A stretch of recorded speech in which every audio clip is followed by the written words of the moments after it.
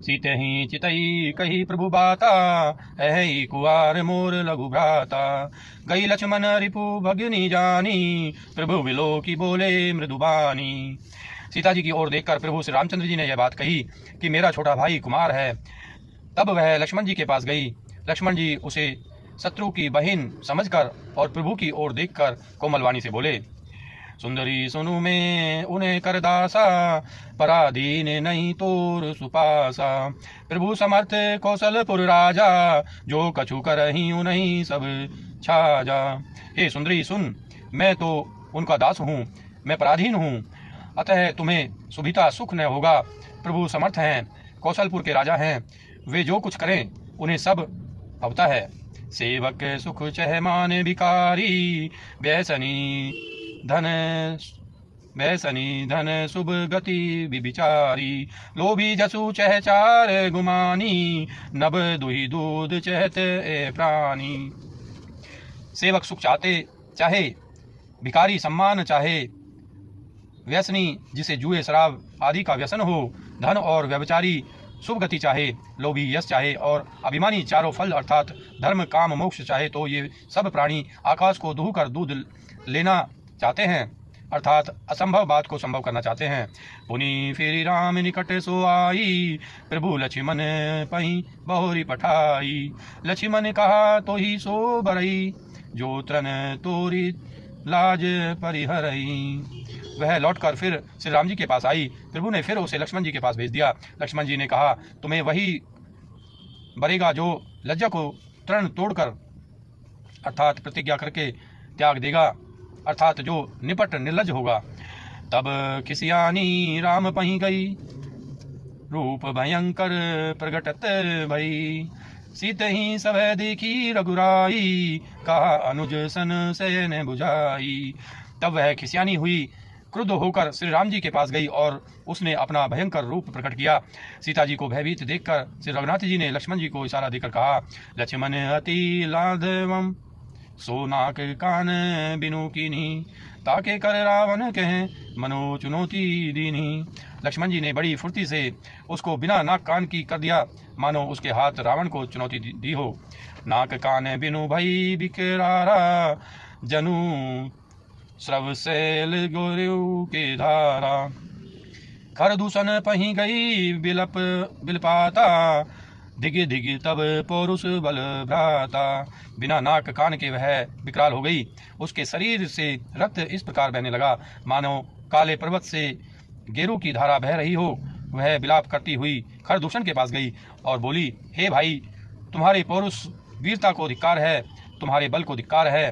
ते ही पूछा सब कही सी बुझाई, जातु धान सुनी सैन बनाई। धाये निसीचर निकर बरूथा, जनु सपच्छ कज्जल गिरिजू था। उन्होंने पूछा, तब सुफणखा ने सब समझाकर कहा। सब सुनकर राक्षसों ने सेना तैयार की। राक्षस समूह झुंड के झुंड दौड़े, मानो पंखधारी काजल के पर्वत का झुंड हों। नाना वाहन नाना कारा, नाना युद्ध धर घोर अपारा। सूपनखा आगे कर लीनी, अशुभ रूप श्रुति नासाहीनी। वे अनेकों प्रकार की सवारियों पर चढ़े हुए तथा अनेकों आकार सूरतों के हैं। वे अपार हैं और अनेकों प्रकार के असंख्य भयानक हथियार धारण किए हुए हैं। उन्होंने नाक कान कटी हुई अमंगल रूपणी सूर्पणखा को आगे कर लिया। असगुन अमित होई भयकारी, गनिहीन मृत्यु विबस सब झारी। गर्जे ही तरज गगन उड़ाही, देखी कटकु भट अति हर्षाही। अनगिनत भयंकर असगुन हो रहे हैं, परंतु मृत्यु के बस होने के कारण वे सब के सब उनको कुछ गिनते ही नहीं। गरजते हैं, ललकारते हैं और आकाश में उड़ते हैं। सेना देखकर योद्धा लोग बहुत ही हर्षित होते हैं। को कह जियत धरहूँ दू भाई, धरी मारूँ लिए लेहू चढ़ाई। धुरी पुरी नभ मंडल रहा, राम बोलाई अनुज सन कहा। कोई कहता है दोनों भाइयों को जीता ही पकड़ लो, पकड़कर मार डालो और स्त्री को छीन लो। आकाश मंडल धूल से भर गया। तब श्री रामचंद्र जी ने लक्ष्मण जी को बुलाकर उनसे कहा, लई जानकी ही जाऊं गिरिकंदर, आवा निशीचर कटकु भयंकर, रहे हो सजग सुनी प्रभु के बानी, चले सहित श्री सर धनु पानी। राक्षसों की भयानक सेना आ गई है। जानकी जी को लेकर तुम पर्वत की कंदरा में चले जाओ, सावधान रहना। प्रभु श्री रामचंद्र जी के वचन सुनकर लक्ष्मण जी हाथ में धनुष बाण लिए श्री सीता जी सहित चले। देखी राम रिपुदल चली आवा, बिहसी कठिन को दंड चढ़ावा। शत्रुओं की सेना समीप चली आई है। यह देखकर श्री राम जी ने हंसकर कठिन धनुष को चढ़ाया। को दंड कठिन चढ़ाई सिर, जट जूट बांधत सो क्यों, मरकत सयल पर लरत दामिनी, कोटि सो जुग भुजग ज्यों, कटी कसी निसंग निसाल भुज, गति चाप बिसिक सुधारी के, चितवत मनहु मृगराज प्रभु, गजराज घटा निहारी के। कठिन धनुष चढ़ाकर सिर पर जटा का जूड़ा बांधते हुए प्रभु कैसे शोभित हो रहे हैं, जैसे मरकत मणि पन्ने के पर्वत पर करोड़ों बिजलियों से दो सांप लड़ रहे हों। कमर में तरकस कसकर विशाल भुजाओं में धनुष लेकर और वाण सुधार कर प्रभु श्री रामचंद्र जी राक्षसों की ओर देख रहे हैं। मानो मत वाले हाथियों के समूह को आता देखकर सिंह उनकी ओर ताक रहा हो। आई गए बगमेल धरूं धरूं धावत सुभट, जथा बिलो की अनेक बाल, रिबही धेरत धनुज। पकड़ो पकड़ो पुकारते हुए राक्षस योद्धा बाग छोड़कर बड़ी तेजी से दौड़ते हुए आए और उन्होंने श्री राम जी को चारों ओर से घेर लिया। जैसे बाल सूर्य उदयकालीन सूर्य को अकेला देखकर मंदेह नामक दैत्य घेर लेते हैं।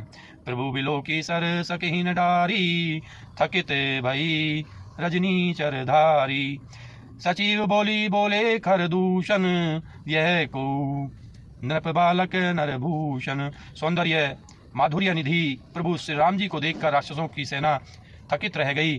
वे उन पर वाण नहीं छोड़ सके। मंत्री को बुलाकर खरदूषण ने कहा, यह राजकुमार कोई मनुष्यों का भूषण है। नाग असुर सुर नर मुनि, नाग असुर सुर नर मुनि जयते, देखे जीते हते हम केते, हम भरी जन्म सुनहु सब भाई, देखी नहीं असी सुंदरताई। जितने भी नाग असुर देवता मनुष्य और मुनि हैं, उनमें से हमने न जाने कितने ही देखे, जितने और मार डाले हैं। पर हे सब भाइयों सुनो, हमने जन्म भर में ऐसी सुंदरता कहीं नहीं देखी। यद्यपि भगिनी किन्ह कुरूपा, बदलायक नहीं पुरुष अनूपा, देहु तुरत निज नारी दुराई, जियत भवन जाहूं दुबाई। यद्यपि इन्होंने हमारी बहन को कुरूप कर दिया, तथापि ये अनुपम पुरुष वध करने योग्य नहीं है। छिपाई हुई अपनी स्त्री हमें तुरंत दे दो और दोनों भाई जीते जी घर लौट जाओ। मोर कहा तुम्हें ताहि सुनावहूं, तासु बचन सुनी आतुर आवहूं। दूत ने कहा राम सब जाई, सुनत राम बोले मुस्काई। मेरा यह कथन तुम लोग उसे सुनाओ और उसका वचन उत्तर सुनकर शीघ्र शीघ्र आओ। दूतों ने जानकर यह संदेश श्री रामचंद्र जी से कहा।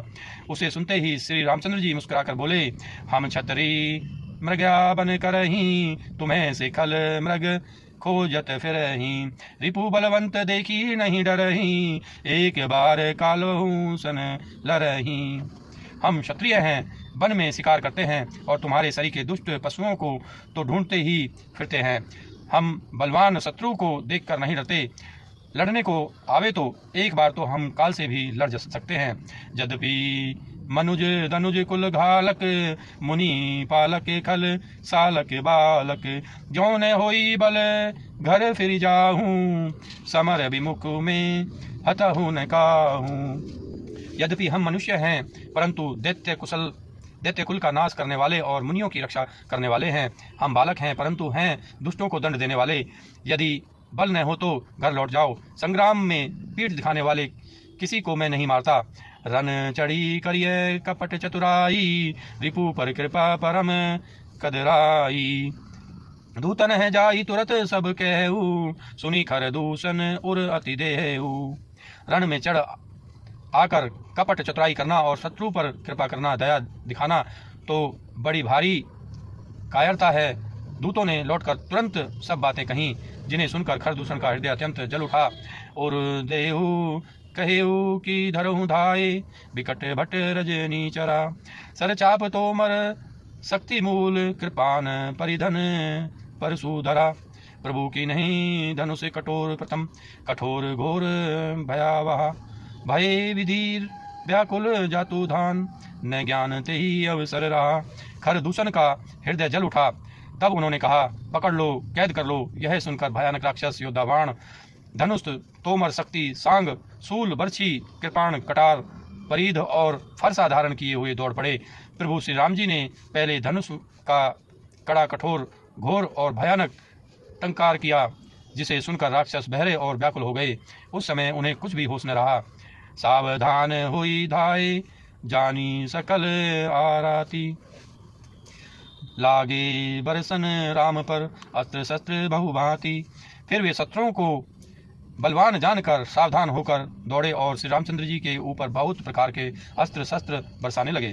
तिन्हें के आयुध तिल सम, करी काटे रघुवीर, तानी सरासन श्रवण लगी, पुनि छाड़े निज तीर। श्री रघुनाथ जी, श्री रघुवर जी ने उनके हथियारों को तिल के समान टुकड़े टुकड़े करके काट डाला। फिर धनुष को कान तक चढ़ाकर अपने तीर छोड़े। तब चले बाण कराल, फुंकरत जनु बहु ब्याल, कोपेऊ समर श्री राम, चले बिसिख निशित निशिकाम। तब भयानक बाण ऐसे चले मानो फुफकारते हुए बहुत से सर्प जा रहे हैं। श्री रामचंद्र जी संग्राम में क्रुद्ध हुए और अत्यंत तीक्ष्ण बाण चले।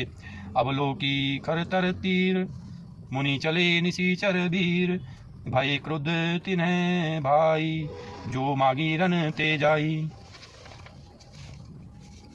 अत्यंत तीक्ष्ण बाणों को देखकर राक्षस वीर पीठ दिखाकर भाग चले। तब खरदूषण और त्रिशिरा तीनों भाई क्रुद्ध होकर बोले, जो रण में भाग कर जाएगा तेही बधब हम निज पानी, फिरे मरम मन महू ठानी। आयुध अनेक प्रकार, अनुमुख ते करहीं प्रहार, उसका हम अपने हाथों वध करेंगे। तब मन में मरना ठान कर भागते हुए राक्षस लौट पड़े और सामने होकर वे अनेकों प्रकार के हथियारों से श्री राम जी पर प्रहार करने लगे। रिपु परम को पे जानी, प्रभु धनुष सर संघानी, छाणे विपुल नाराच, लगे कटन विकट पिशाच। शत्रुओं को अत्यंत कुपित जानकर प्रभु ने धनुष पर बाण चढ़ाकर बहुत से बाण छोड़े, जिनसे भयानक राक्षस कटने लगे। पुरुषी से भुज कर चरण, जह तह लगे मणि परन, चिक्करत लागत बाण, धर परत कुधर समान। उनकी छाती, सिर, भुजा, हाथ और पैर जहाँ तहाँ पृथ्वी पर गिरने लगे। बाण लगते ही वे हाथी की तरह चिंगारते हैं। उनके पहाड़ के समान धड़ कट कट कर गिर रहे हैं। भट कटत तन सत खंड, पुनि उठत करी पासंड, नभ उड़त बहु भुज मुंड, बिनु मूली धावत रुंड। योद्धाओं के शरीर कटकर सैकड़ों टुकड़े हो जाते हैं। वे फिर माया करके उठ खड़े होते हैं। आकाश में बहुत सी भुजाएं और सिर उड़ रहे हैं तथा बिना सिर के धड़ दौड़ रहे हैं। खग, कंक, काक, श्रगाल, कटक, टिही, कठिन कराल, चील या क्रोंच, कोए आदि पक्षी और शियार कठोर और भयंकर कट कट शब्द कर रहे हैं। कट कटही जम्बुक भूत प्रेत, पिशाच कर पर सचही, बेताल वीर कपाल तात, बजाई जोगिनी नचही, रघुवीर बाण प्रचंड खंडही, भटनह के उर भुज सिरा, जह तह पर ही उठी लरही, धर धरु धरु करही भय कर गिरा। सियार कटकटाते हैं, भूत प्रेत और पिशाच खोपड़ियां बटोर रहे हैं अथवा खप्पर भर रहे हैं। वीर बेताल खोपड़ियों पर ताल दे रहे हैं और योगनियां नाच रही हैं। श्री रघुवीर के प्रचंड बाण योद्धाओं के वक्षस्थल, भुजा और सिरों के टुकड़े टुकड़े कर डालते हैं। उनके धड़ जहाँ तहाँ गिर पड़ते हैं, फिर उठते और लड़ते हैं और पकड़ो पकड़ो का भयंकर शब्द करते हैं। दोस्तों उम्मीद करता हूँ ये वीडियो आपको पसंद आई होगी। अगर ये वीडियो आपको पसंद आई है इसको लाइक कीजिए, हमारे चैनल को सब्सक्राइब कीजिए। मिलते हैं अगली वीडियो के साथ, तब तक के लिए आप स्वस्थ रहिए, मस्त रहिए। धन्यवाद दोस्तों, जय हिंद।